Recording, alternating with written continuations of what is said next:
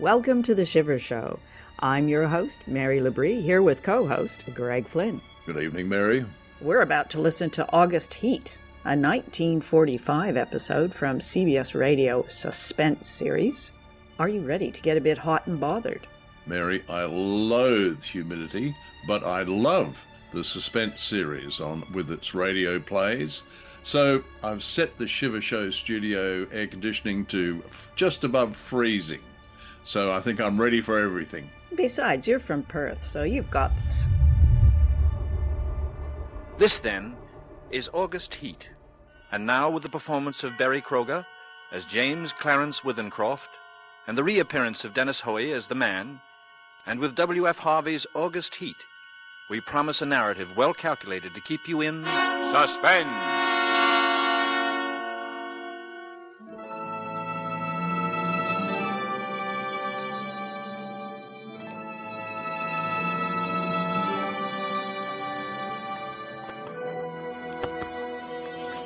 Featherstone Road, Clapham, August 20, 1947.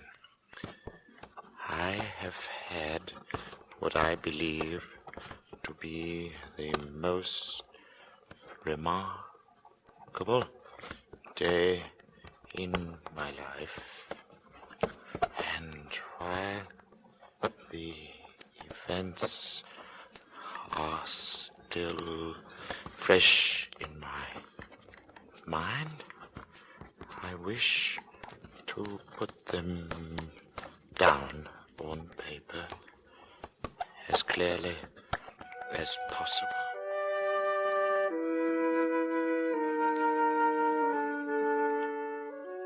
Let me say at the outset that my name is James Clarence Withencroft. You must remember that in order to have the full implication of my story. James Clarence Withencroft. I'm 35 years old, in perfect health, never having known a day's illness. By profession, I'm an artist. Not a very successful one, but I earn enough money by my black and white work to satisfy my necessary wants. My only near relative, sister, died 5 years ago, so that there is no one in particular to whom I address this manuscript. Only you, who might by chance read it someday. For, because of the peculiar circumstance about which you will soon hear, I have the strong premonition that I shall never live to tell anyone about it.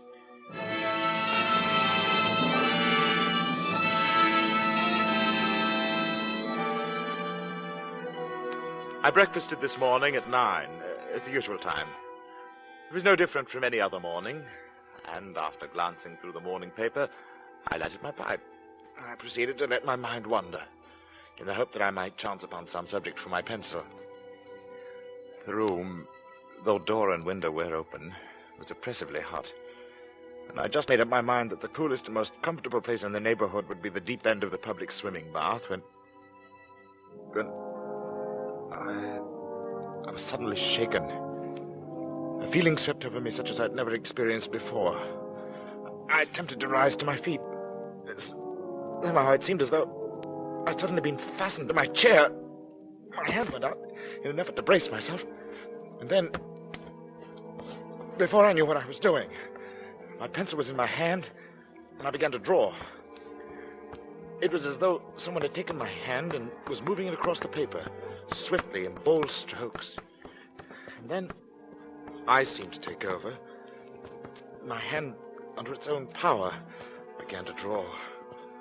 So intent was I on the sketch which began to appear before me, I soon forgot the oppressive heat, the roughness of the table. Everything was forgotten. This frantic feeling, the sketch must be finished as soon as possible.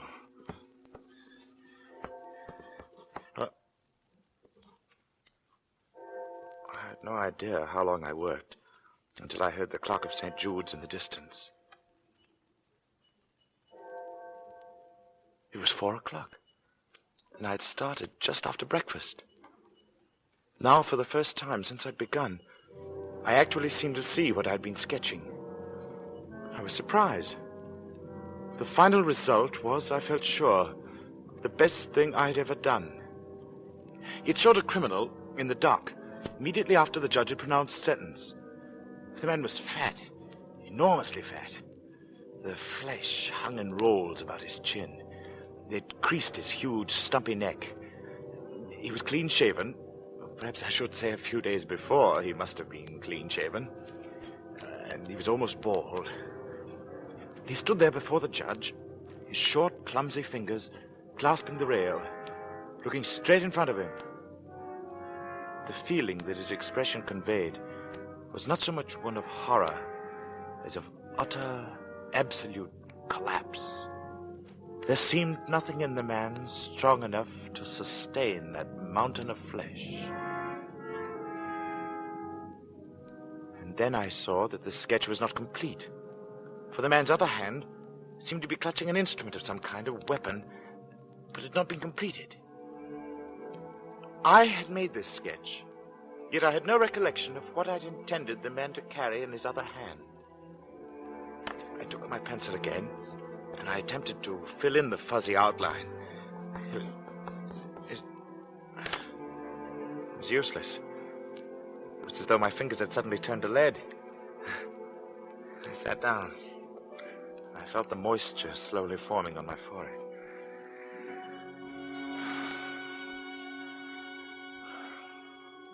And I was conscious of the oppressive heat again. And then I knew that there would be no finishing of the sketch. At any rate, not for the moment. So, I rolled up the sketch, and without quite knowing why, I placed it in my pocket.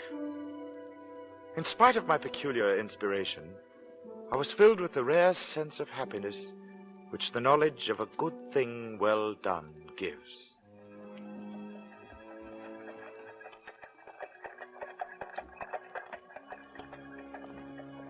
I believe that I set out with the idea of calling upon Trenton, for I remember walking along Lytton Street and turning to the right along Gilchrist Road, at the bottom of the hill where the men were at work on the new tram lines. From there onward, I've only the vaguest recollection of where I went. Through parks, along crowded streets, always fully conscious of the awful heat that came up from the dusty asphalt pavement as an almost palpable wave. And I remembered, too, the hollow sound of my footsteps as I moved along. Although walking aimlessly, I somehow knew that there was a goal, something to which I was drawn. I longed for the thunder promised by the great banks of copper-colored clouds that hung low over the western sky. I must have walked 5 or 6 miles. I've really no idea how far I walked, when a small boy roused me from my reverie. Got the time, mister? 20 minutes to 7. Thanks. Hot, isn't it? Yes. When he left me, I began to take stock of my bearings. I found myself standing before a gate that led into a yard bordered by a strip of thirsty earth. There were flowers, purple stock and scarlet geranium, and great numbers of bees droned over them. I stood looking down at them a moment. Then for some reason I looked up. Over the entrance to the place, there was a board with the inscription, Charles Atkinson, monumental mason worker in English and Italian marbles.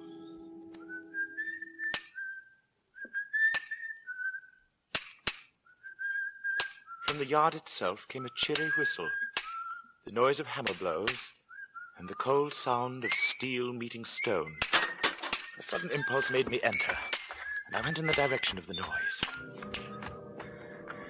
There was a man sitting with his back towards me.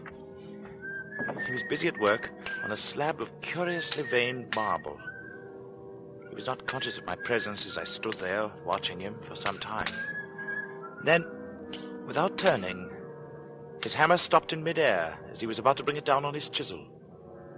He looked up, and then he held his position a moment before turning, but I knew that he was aware of my presence. And when he turned, I saw his face. It was although I had never seen him before, it was the face of the man I'd been drawing.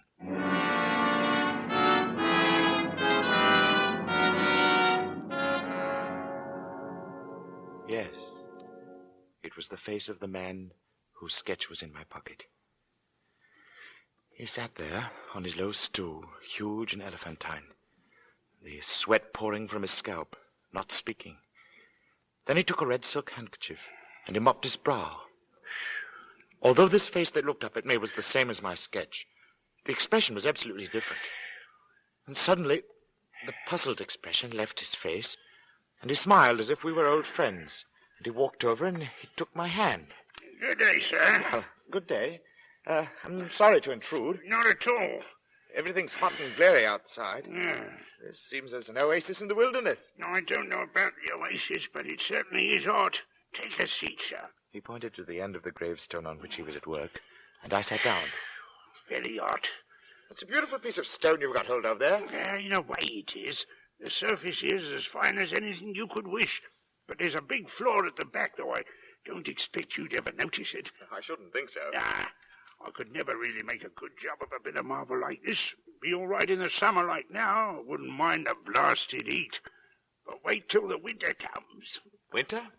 Yes, there's nothing like a bit of frost to find out the weak points in stone. Gravestone, you see. Oh, I see. Then what's this one for? You'd hardly believe me if I was to tell you it's for exhibition. But it's the truth. Artists have exhibitions, so do grocers and butchers. Well, we as 'em do. All the latest little headstones, you know. He went on to talk of marbles. Which sort of marble best withstood wind and rain, and which were easiest to work. Then of his garden and a new sort of carnation he'd bought. At the end of every other minute, he would drop his tools, wipe his shining head. This heat's bad. A man's not responsible for what he does in this heat. I said little, for I felt uneasy. There was something unnatural, uncanny in all of this. The feeling that I'd experienced it all before, exactly as I was experiencing it now.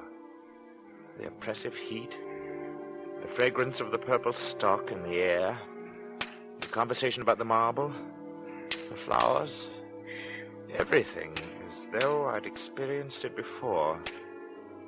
And yet I knew that I'd never even been in this section of the town before.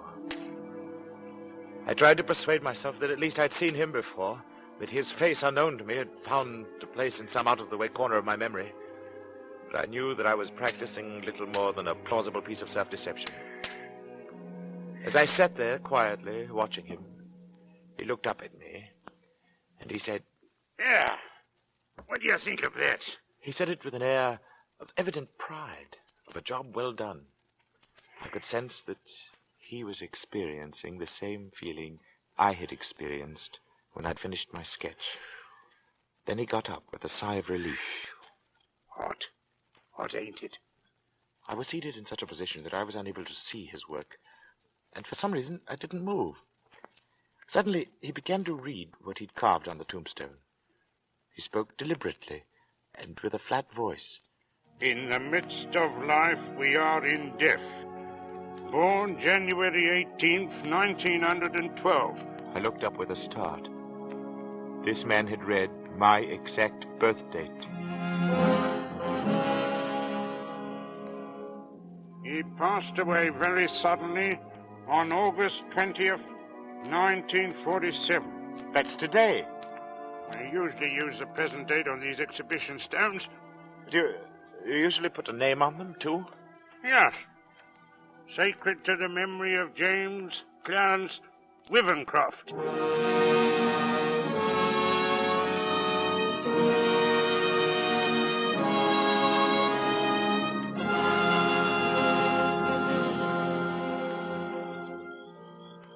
I just sat there in silence.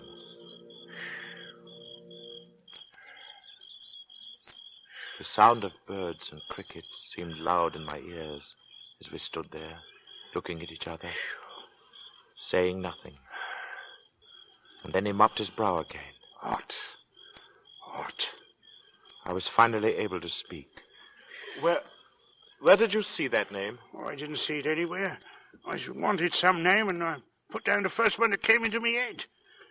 It's a strange coincidence, but it happens to be mine. That's your name? You're James Clarence Withencroft. Yes.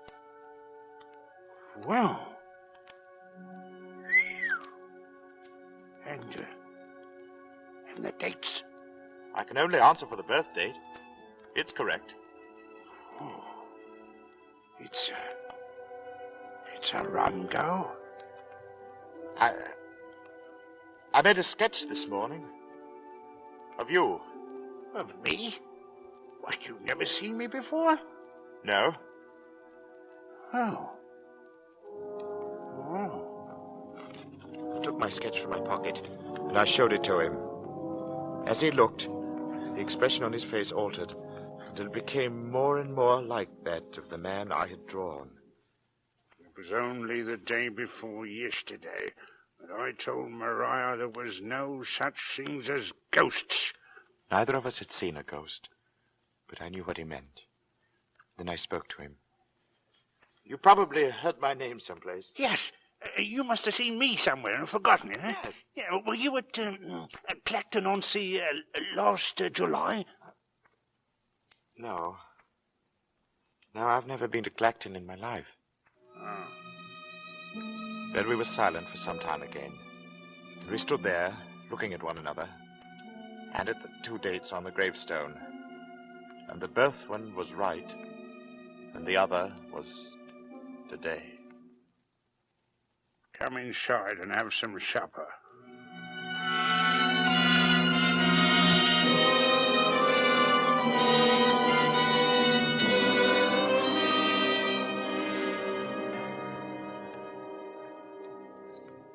His wife was a strange little woman, who was pallid with the look of those who live their lives indoors. Her husband introduced me as a friend of his who was an artist, and informed her that I was staying to supper. I spoke, making some comment that I hoped I would not be an intrusion, and she looked up at me. She said, You have a pleasing voice, Mr. Withencroft, and you're welcome in my own. I'm sorry Charles has not brought you here before.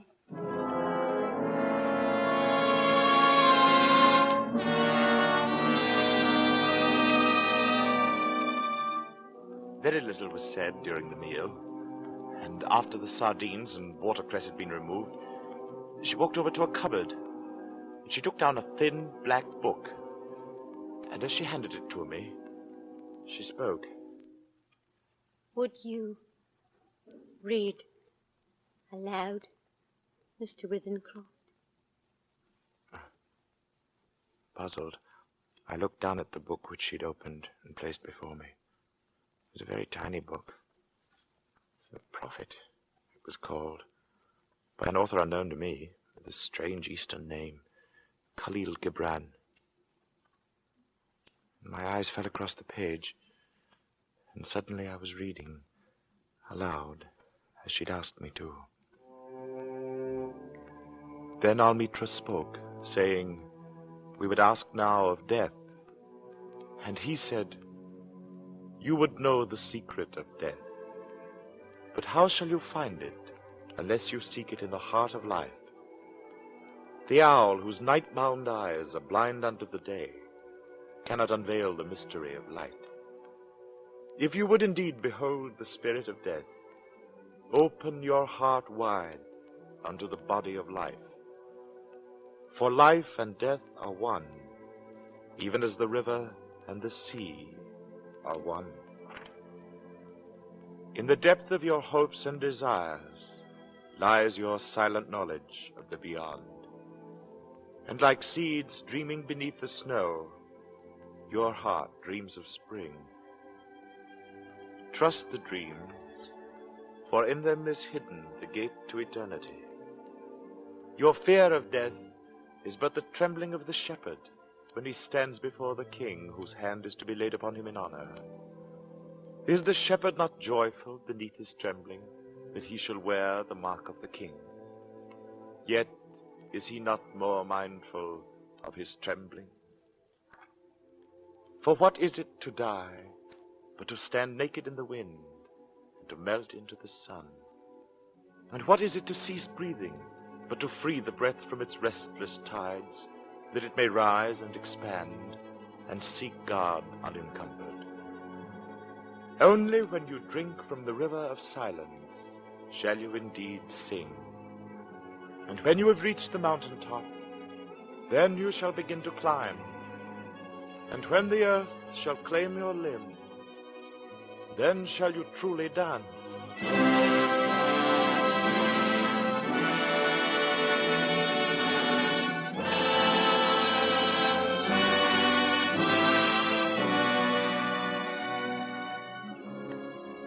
When I looked up, Mr. Atkinson had gone, but his wife stood before me. And as she took the book, she spoke. Oh, thank you. Then I went outside, and I found Atkinson sitting on the gravestone and smoking. He looked up at me. It's hot. A man's not responsible for what he might do in this heat. She never asked anyone to read aloud before. And then we talked about the sketch again. He looked at it. The likeness is me, all right. On trial. You must excuse my asking, but do you know of anything you've done for which you could be put on trial? Done nothing. Not yet. He got up, fetched a can from the porch, and he began to water the flowers. Twice a day regular in the hot weather. And then the heat sometimes gets the better of the delicate ones. And ferns, good Lord, they could never stand it. Where do you live? I told him my address. It would take an hour's quick walk to get back home. Then he stopped watering, and he faced me squarely. It's like this. We look at the matter straight. If you go home tonight, you take your chance of accidents. A cart may run over you, and there's always banana skins and orange peels, to say nothing of falling ladders. He spoke of the improbability with an intense seriousness that would have been laughable 6 hours before. But I did not laugh. The best thing we can do is for you to stay here till 12 o'clock. Then it'll be tomorrow, you see? We'll go upstairs and smoke. Whew. It may be cool out inside. To my surprise, I agreed.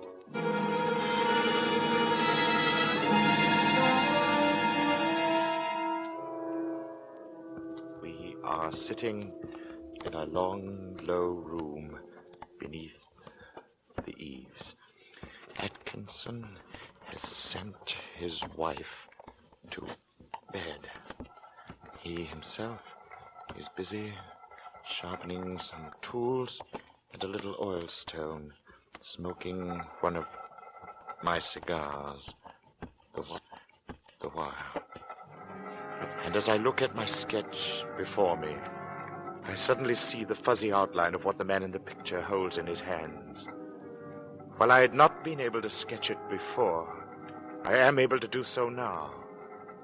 It is a chisel, and it is stained with dark liquid.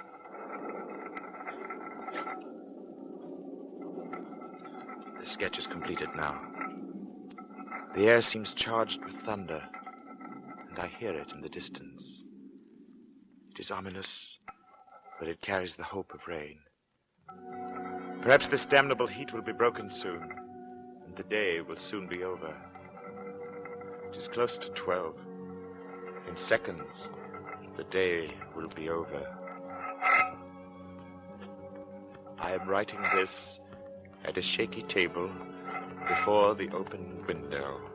The leg is cracked, and Atkinson, who seems a handyman with his tools, is going to mend it as soon as he has finished putting an edge on his chisel.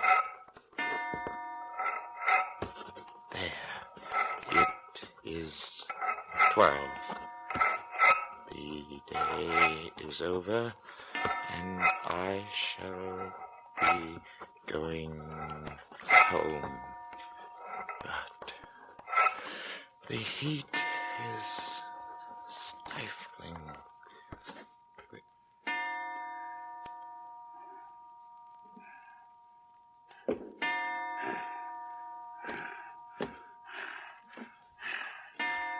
This heat is enough to send a man mad.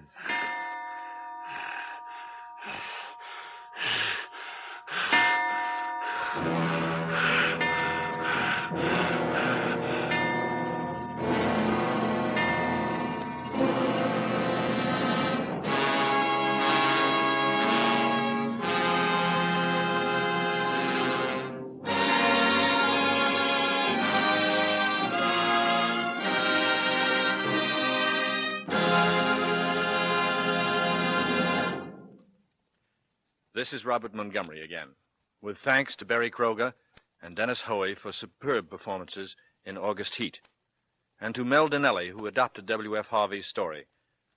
August Heat by W.F. Harvey was adapted for Suspense by Mel Donnelly. Lud Gluskin is our musical director and conductor, and Lucien Morawek composes the original scores.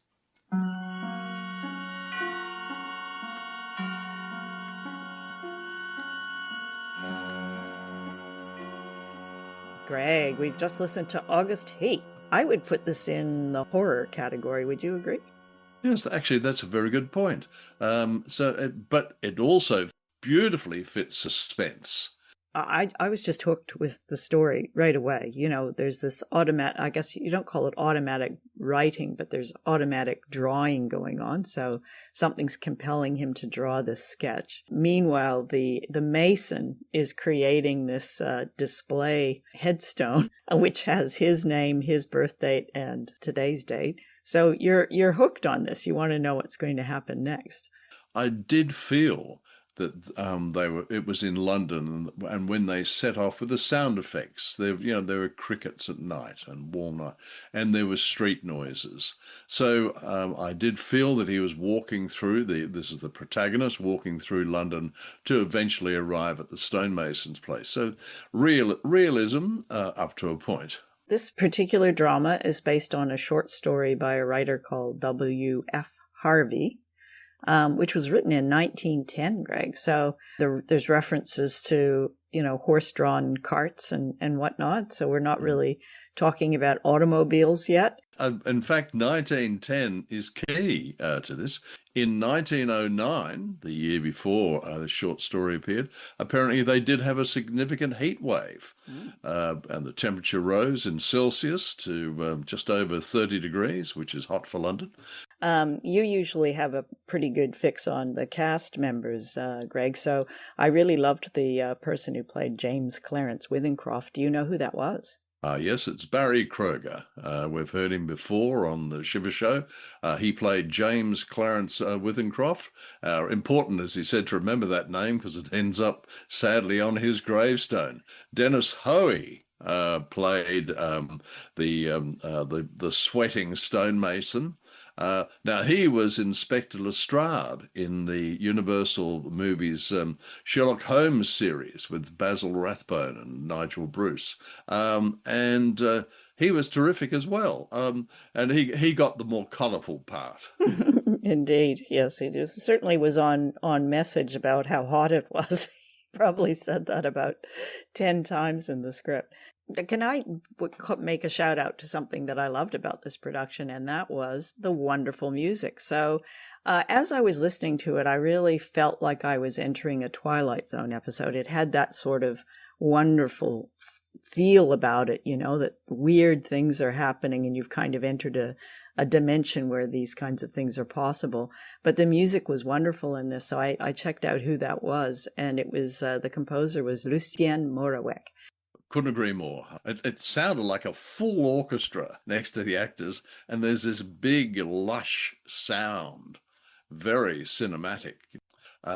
One thing that did fascinate me was that there was like a I wouldn't say the narrative style had the tension in it, and then it became more and more creepy. So it moved away from a mystery to, as you said right at the beginning of the show, horror. The Mason invites James to dinner. That all goes reasonably well.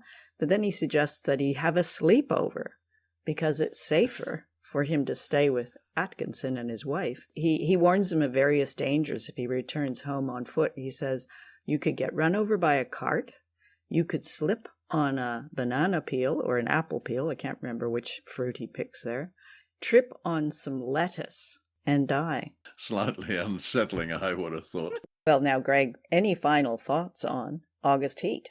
There were two red flags for me in regards to what was going to happen at the end. One was when the bulky, sweaty stonemason with the bloodied chisel says, come inside and have some supper, and then why don't you stay until after midnight?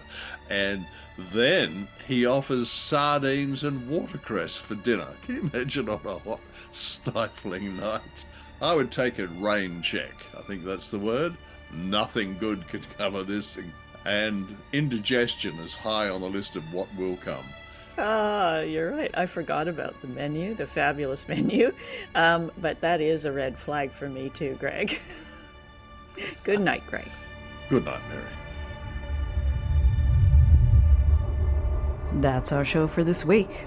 Thank you for shivering with us. We are a podcast on Spotify, Apple Podcast, and on YouTube, and on our website, which is timewarpstudios.com.